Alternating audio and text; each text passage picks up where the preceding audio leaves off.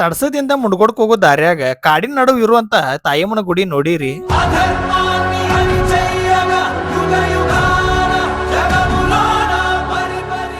ಇದೊಂದು ಬರೀ ಗುಡಿ ಅಷ್ಟ ಅಲ್ರಿ, ಇಲ್ಲಿರೋ ಜನಕ್ಕೆ ಒಂದು ನಂಬಿಕೆ ಇರೋ ಜಾಗ ಆಗೈತಿ. ಇಲ್ಲಿ 7 ಮಕ್ಕಳ ತಾಯಮ್ಮನು ಕಲ್ಲಿನೊಳಗ ಮೂರ್ತಿಗಳದಾವ್ರಿಪ್ಪ. ಅದ್ರ ಮುಂದ ಕಲ್ಲಿನ ಮ್ಯಾಗ ಒಂದು ಹುಲಿ ಚಿತ್ರ ಬಿಡಿಸ್ಯಾರ. ಆ ಮೂರ್ತಿಗೂ ಪ್ರತಿದಿನ ಪೂಜೆ ಮಾಡ್ತಾರ.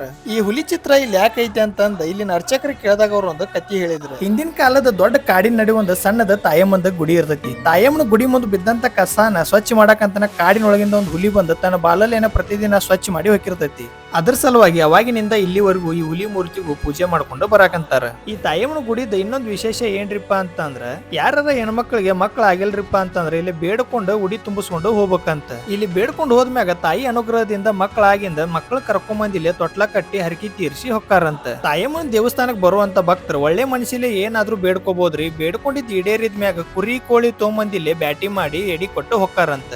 ತಾಯಿ ಹೆಸರು ಹೇಳಿ ಬೇಡ್ಕೊಂಡಿದ್ದ ಮಾಂಸದ ಅಡಿಗೆನ ತಾಯಿಗೆ ನೈವೇದ್ಯವಾಗಿ ಇಡಂಗಿಲ್ಲ, ಅದ್ರ ಬದ್ಲಿ ಹುಲಿ ದೇವರಿಗೆ ನೈವೇದ್ಯವಾಗಿ ಇಡ್ತಾರಂತ. ಇನ್ನೊಂದು ಒಳ್ಳೆ ವಿಚಾರ ಏನ್ರಿಪ್ಪ ಅಂತಂದ್ರ ಇವಾಗಿರೋ ತಾಯಮ್ಮನ ಗುಡಿ ಬಾಜುಕ ಒಂದು ಶುದ್ಧವಾದ ಕಲ್ಲಿನಿಂದ ತಾಯಮ್ಮಗೊಂದು ಹೊಸ ಗುಡಿ ಕಟ್ಟಾಕಂತಾರ. ತಾಯಮ್ಮನ ಗುಡಿ ಜಾತ್ರೆ ಬಂದು ಪ್ರತಿ ವರ್ಷ ದೀಪಾವಳಿ ಆದ್ಮ್ಯಾಗ 5 ದಿವಸಕ್ಕೆ ಇರ್ತೈತಿ ಅಂತ. ಜಾತ್ರೆಗೆ ತೇರ್ ಎಳಿ ಸಲುವಾಗಿ ತಡಸ ಗ್ರಾಮದಿಂದ ತಾಯಮ್ಮನ ಗುಡಿ ಮಠ 5 ಕಿಲೋಮೀಟರ್ ಎತ್ತುಗುಳಿ ಕಟ್ಕೊಂಡು ರಥನ ತಗೊಂಡ್ಬರ್ತಾರಂತ. ಜಾತ್ರೆಗೆ ಅಂದ್ರೂ ಬಹಳಷ್ಟು ಜನ ಕೂಡ್ತಾರಂತ್ರಿಪ್ಪ. ಇಲ್ಲಿ ಮುಂಡಗೋಡ ತಡಸದ ರೋಡ್ ಏನೈತಿಲ್ಲ ಸಂಪೂರ್ಣವಾಗಿ ಬಂದ್ ಆಗಿರ್ತೈತಿ ಅಂತ. ಅಷ್ಟು ಸಾವಿರಾರು ಸಂಖ್ಯೆಯಲ್ಲಿ ಜನ ಕೂಡಿರ್ತಾರಂತ.